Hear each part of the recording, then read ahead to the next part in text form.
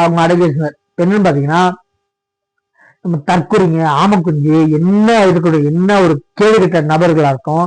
இந்த அரசியல் வச்சு பிரச்சாரம் பண்றாங்கல்ல, இவங்கெல்லாம் பண்றது தகுதியே இல்லை. கேக்குறானுங்க டிஎம்கேக்கு கேட்கறதுக்கு அருகதே இல்லை. ஏன்னா நான் டிவி சார்ந்தவன் இல்லை. தப்பு பண்ணா கேட்கறவன் தான். எந்த கட்சியும் இல்லை, வேற மாற்று கட்சி இல்லாம தான் டிஎம்டிக்கு போட்டேன். டிஎம்டிக்கு ஒரே வாட்டி மாற்று கட்சி எல்லாம் வந்தாரு. அவனையும் பொய் சொல்லி குடிகாரன்னு சொல்லி விஜயகாந்த பொய்யா பரப்பி சாகரிச்சாங்க. பார்க்க போனா உங்க மேலதான் கொலை குற்றம் சாட்டப்பட்டு எஃப்ஐஆர் பதிவு செய்யணும். நல்லா புரிஞ்சுக்கோங்க. கொலைக்கு தூண்டிருக்கீங்க நீங்க. மன உளைச்சல மக்களை பொய் சொல்லி நம்ப வச்சு அவரை மன உளைச்சல தண்ணி சாகரிச்சிங்க. சரிங்களா? யார விஜயகாந்த். அதே மாதிரி இப்ப அவரை நானுமே சரி மாற்று கட்சிக்கு வந்துட்டாருன்னு சொல்லி டிஎம்டிக்கு விஜயகாந்துக்கு ஒரே ஒரு ஓட்டு போட்டேன். 2வது இடத்துல இந்த பொய் வதங்களை பரப்பி அவனுக்கு குடிகாரன் சொல்லி பொதுமக்கள் நம்ப வச்சிங்க. அடுத்த வார்த்தை நான் எவன் கிடைக்கிறானோ குத்திட்டு இருந்தேன். என்ன சொல்றேன், உங்களுக்கு வேணும் இல்ல மாற்று கட்சியில் இல்லாம இவன் இல்லைனா அவன் இல்லைனா இவன் மாத்தி ஏற்றி போட்டான். இப்போ மாற்று கட்சிகள் இருக்கு. எக்கார்ந்தோடு காசை விட்டறிஞ்சா ஜெயிக்கலாம்னு எக்கார்ந்தோடு துணி கூட கனவுல கூட நினைக்காதீங்க. இந்த வாட்டி சேப்பாக்க தொகுதியிலையும் நம்ம எங்க சிஎம் தொகுதி இருக்குல்ல அந்த தொகுதியிலையும் ஜெயிக்கிறது கஷ்டம். சரிங்களா? எக்கார்ந்து கொண்டு ரொம்ப ரொம்ப கஷ்டம். இங்க கொளத்தூர் தொகுதியிலையும் சேப்பாக்கம் தொகுதியிலையும் டெபாசிட் கூட வாங்க முடியாதுங்கிற. இந்த இருக்கிற கேரளாக்குள்ள ரூபா கொடுத்தா ஓட்டுக்கு ரூபா கொடுத்தா வாங்க மாட்டான். சாதாரண கூலி தொழிலாளியா இருப்பான். வெறும் 200 ரூபாய்க்கு பாடுபடுவான். அந்த 200 ரூபாய்க்கு பாடுபடுற ஒரு 200 ரூபாய் சும்மா கொடுத்தா நீ எந்தடா எனக்கு காசு கொடுக்கறதுன்னு கேட்பான். இந்த ஈனங்கட்ட தமிழனை இந்த 60 ஆண்டு காலமா முட்டா பயலாவே வச்சிருக்கு இந்த திராவிட கட்சியா. நான் எனக்கு தெரியும். ஏன்னா எனக்கு 74 ஆயிடுச்சு. நான் கிட்ட 50 ஆண்டு காலம் 48 ஆண்டு காலம் நான் திமுக காரன். எனக்கு தான் இந்த திருட்டு பேக பாம்பின் கால் பாம்பரியும் மாதிரி எனக்கு தான் இந்த திமுக திருட்டு தெரியும். என்னோட பேர் தம்பிதுரைங்க. நான் சொடலமாட கும்பிடுறவங்க. என்னோட ஒரிஜினல் பேர் மாரசாமிங்க. எனக்கு பேரறிஞர் அண்ணா 1951 சென்னை கடற்கரையில வச்ச பேர் தம்பிதுரைங்க. இங்க இருக்க சுப்பிரமணிய சாமியும் இங்க இருக்க கோவிந்த சாமியும் எல்லாம் திமுக பக்கா திமுக காரங்க. திமுக பிறந்தவன். எனக்கு தெரியுமுங்க இந்த திமுக காரன் என்னென்ன தில்லுமுள்ளு பண்ணுமா, என்னென்ன திருட்டுத்தனம் பண்ணுவான்னு. 60 ஆண்டு காலமா இந்த தமிழக மக்களை தமிழ் தமிழ் தமிழ் தமிழ் சொல்றாங்கய்யா. ஒரு டிகிரி படிக்கிற பிள்ளைய கூப்பிட்டு கேட்போம்யா. அந்த பிள்ளை ஜனவரி பிப்ரவரி வேணா கரெக்டா சொல்லிருமியா. சித்திரை வைகாசி சொல்லாதியா.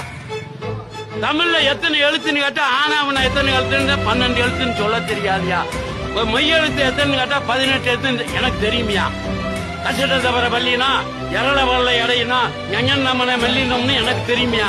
இப்ப இருக்க ஒரு ஆளை கூப்பிட்டு சொல்ல பாக்கலாம் போட்டு. ஏன் சொன்னா இந்த திமுக அறிவிக்கிட்டமா டிவிக்கு ஆளுங்களை பார்த்து கீழ்மட்ட தொண்டர்களை பார்த்து என்ன புடிங்கிட்டு ஒவ்வொரு ஊர்லயும் அவங்க கை காசை போட்டு மக்களுக்கு நல்லது செஞ்சா தலைவருக்கு நல்ல பேர் வந்துச்சு. அவங்களுக்கு நல்லா புரிஞ்சுக்கோங்க.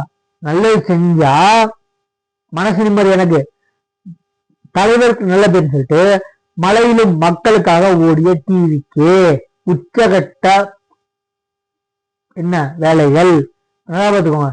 மலையிலும் மக்களுக்காக ஓடிய டிவிக்கு உச்சம். அறிவிட்டா திருப்பி கேளுங்கடா.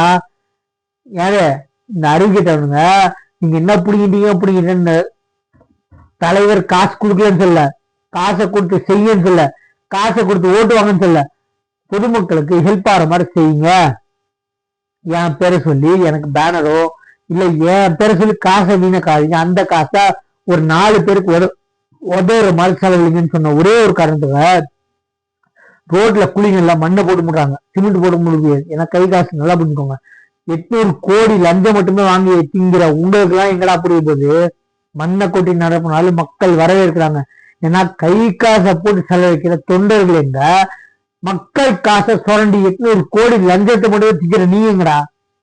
800 கோடிங்க ஸ்கேம் இல்ல, ஊழல் இல்ல, லஞ்சம் மட்டுமே 800 கோடியா. அத இடி என்போர்ஸ்மெண்ட் டிபார்ட்மெண்ட், அத ஊழல் டிபார்ட்மெண்ட் உங்களுக்கு ஒரு நோட்டீஸ் இந்த சாட்சிகள் இருக்கு எஃப்ஐஆர் பதிங்கன்னு சொல்லி விசாரிங்கன்னு சொன்னதுக்கு அப்புறமும் உங்களுக்கு விசாரிக்கலையே. துப்பு கேட்டவனுங்களா நீங்க எல்லாம் ஆட்சியில போயிருங்க. நீங்க கண்காடுற இடத்துக்கு போயிருங்க. என்ன உங்களை திட்டாம வீடியோ கூட போகணும். ஏன்னா நல்லது பண்றாங்க. மக்கள் ஒரு நம்பிக்கை வந்துருச்சு, ஏமாத்த மாட்டாங்கன்னு. ஏமாந்தாலுமே எங்களுக்கு பயம் இல்லை அப்படின்றாங்க. இன்க்ளூடிங் என்ன சொல்றா, ஏமாறத பயமே இல்லை. ஏன்னா பல வருஷங்களா ஏமாந்துட்டோம், அதனால ஏமாறதுக்கு பயப்படவே மாட்டோம். நம்பிக்கை இருக்கு, மாட்டு கட்சியில் இருக்கு, போட்டுதான் பார்ப்போமே. இன்னும் எலெக்ஷன்ல உருவெடுக்க நிற்கிற அவங்க என்ன பிடிக்கிட்டு கேட்கற விட உங்க துணை சிஎம் எந்த துறையில இருந்திருக்காரு, நீங்க பேசுறதுக்கு முன்னாடி ஃபர்ஸ்ட் உங்க முதுகுல இருக்க அழுக்க பாருங்கடா. உடனே நேத்து வந்து சினிமா துறையில வந்து சிஎம் காசு டேய் ஆசைப்படுறது இருக்குண்டா. உங்க துணை சிஎம் எந்த துறையில இருந்து வந்தாரா, அவர் ஆசையில கொண்டு போய் எந்த உச்சத்துல ஒரு தற்கொலையா கொண்டு போயிடுச்சு. எஸ்ஐஆருக்கு முழு விளக்கம் கூட தெரியல, அவரை கொண்டு போய் துணை சிஎம் குறைச்சிருக்கீங்க. ஆசை இல்ல, நான் கட்சிக்கே வர மாட்டேன்னு சொன்னாரு, வந்துட்டாரு. அதே மாதிரி எம்எல்ஏ எல்லாம் நிக்க மாட்டாரு, நின்ட்டாரு, ஜெயிக்க வச்சீங்க. அது என்ன எப்படி இதான்னு தெரியல. அதே மாதிரி பழைய கொட்டை போட்டவங்களாம் பல ஆளுங்க இருக்காங்க. எனக்கெல்லாம் வந்து எந்த துறை வேணாது, என்ன இளைஞரணி துறையில உட்கார வச்சாங்க மேல் பதவியில. அதே மாதிரி அமைச்சர்லாம் எப்படிங்க அப்படின்னாரு, விளையாட்டுத்துறை அமைச்சர் ஆகினாங்க. அடுத்தது துணை சிஎம்லாம் எனக்கெல்லாம் பழைய ஆளுங்களா இருக்காங்க, இங்க இருக்காங்க, இன்னமும் இருக்காங்க. சரிங்களா, அவங்க எல்லாம் விட்டுட்டு குடும்ப அரசியல் பக்காவை நடத்துறது, சோசியல் மீடியா நடத்துற கட்சி, பேர் போன கட்சி நம்ம டிஎம்கே. நல்லா புரிஞ்சுக்கோங்க. அதே மாதிரி மக்களுக்கு தெரிஞ்சுக்கிட்டு எக்காரண கனவுல கூட நினைக்காதீங்க, சேப்பாக்க தொகுதியிலையும் குளத்தூர் தொகுதியிலையும் டெபாசிட் கூட வாங்க மாட்டேங்கன்னு எழுதியால் தரேன். சரிங்களா, அப்புறம் பார்க்கலாம் ஜெயிக்கல. சரிங்களா, ஃபர்ஸ்ட் டெபாசிட் கூட வாங்குறீங்கன்னு பார்ப்போம், அப்புறம் அடுத்த இடத்துல ஜெயிக்கிறீங்கன்னு பார்ப்போம். சரிங்களா, அதே மாதிரி மக்கள் யோசிச்சாங்க, முடிவு பண்ணிட்டாங்க. எக்காரணம் கொண்டு இந்த அராஜ ஆட்சியும் ரவுடி பயில ஆட்சியும் கூட இருக்கிற ரவுடி பயில அன்னக்கைங்கெல்லாம் வேணான்னு முடிவு பண்ணாங்க. ஏன் அப்படி சொல்றேன்னா, உயர்நீதிமன்றத்துக்கு வெளில அந்த கோர்ட்ல வேலை செய்யற வழக்கறிஞர் வச்சு நாளே அடிதான் அடிச்சாங்க. அது ஒழுங்கா பள்ளின்னு சொல்றவங்க எல்லாம் அடியாடு.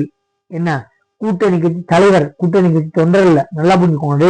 அவர் மேல ஒரு விசாரணை இல்லை, வெக்கம் கேட்டவங்க கேட்டா நாங்கெல்லாம் வந்து அந்த காலத்துல அந்த பலாயிரம் வருஷத்துக்கு முன்னாடி மெட்ராஸ் ஹைகோர்ட்ல கொடுத்த உத்தரவை நாங்க இப்ப கொடுத்த உத்தரவை பின்பற்ற முடியல. ஜாதியை வச்சு அரசாங்கத்தை துஷ்பிரயோகப்படுத்தி என்ன தீபத்தை ஏற்ற முடியல. டேய் அது தமிழ்நாட்டுடா, கேவலமல்ல. உத்தரவு அந்த காலத்துல பலாயிரம் வருஷத்துக்கு முன்னாடி கொடுத்த உத்தரவு நாங்க பின்பற்றோமா, இப்ப கொடுத்த உத்தரவு பின்பற்ற முடியல. கேட்டா பிஜேபி வந்து அராஜகம் தூண்டுறாங்க, பொதுமக்கள்கிட்ட பொய் வதந்திகளை பரப்புறாங்க. ஏண்டா நீங்க பரப்பாமடா, ஏண்டா ஒண்ணுமே சொல்லடா. அண்ணன் மேல இருக்காங்க, கிறிஸ்டின் முஸ்லீம் இந்து, அவங்கள வந்து ஜாதி பேரை சொல்லி ஏண்டா உண்டு போறீங்க. தீபத்தை ஏத்துறதுக்கு இந்துக்கு ரைட்ஸ் இல்லையாடா, இந்து மதத்துக்கு ரைட்ஸ் இல்லை, அவங்க எந்த பிரச்சனையும் இல்லை. தீபம் ஏற்றுனாங்க, எந்த ஒரு முஸ்லீம்லையோ கிறிஸ்டின் திட்டல தீபம் ஏற்றுனாங்க. அது உத்தரவு கொடுத்தும் மதுரை உயர் நீதிமன்றம் உங்களுக்கு அதை பின்பற்றதுக்கு உங்களுக்கு வக்கில்ல. கேட்டா நாங்க அந்த பலாயிரம் வருஷத்துக்கு முன்னாடி கொடுத்த உத்தரவு நாங்க பின்பற்றோம் பேசாதீங்க. எல்லாம் வந்து நான் கேட்டதான் தெரியுவேன், கருப்பு கோடுக்கு மட்டும் தான் முடியாது. சரிங்களா, நம்ம சேனலை சப்ஸ்கிரைப் பண்ணுவாங்க. தேங்க்யூ.